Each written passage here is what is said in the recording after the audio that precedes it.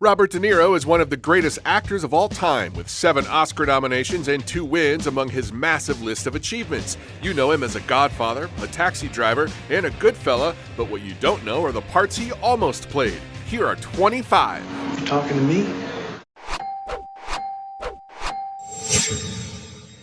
In the early 70s, before he broke out, De Niro actually auditioned for Sonny Corleone in The Godfather. All right, you prove it to me. You can do it. Go ahead, prove it. De Niro lost the role to James Caan, who later also beat him out for The Gambler and Funny Lady, but was brought in for The Godfather 2, which earned the actor his first Academy Award. I take everything. De Niro then went on an incredible run that included Taxi Driver, The Deer Hunter, and Raging Bull that was nearly capped with The Shining.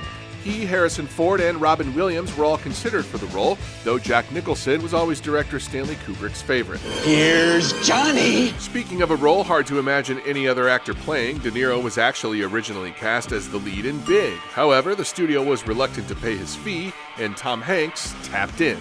That same year, De Niro also turned down The Last Temptation of Christ. The actor had a long history with director Martin Scorsese, dating back to Mean Streets, and reportedly said he would play Jesus if the director's back was against the wall.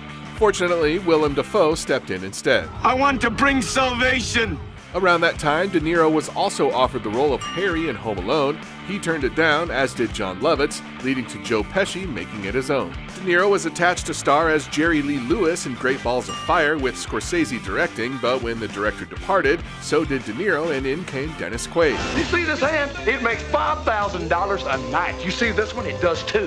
De Niro and Scorsese have made many more movies together, including Goodfellas, Cape Fear, and Casino, but there were a few not meant to be. The actor passed on Gangs of New York, which went to Daniel Day-Lewis, and both Nicholson's and Martin Sheen's roles in The Departed, which De Niro skipped in order to direct and star in The Good Shepherd. You understand that whatever we discuss here doesn't leave this room.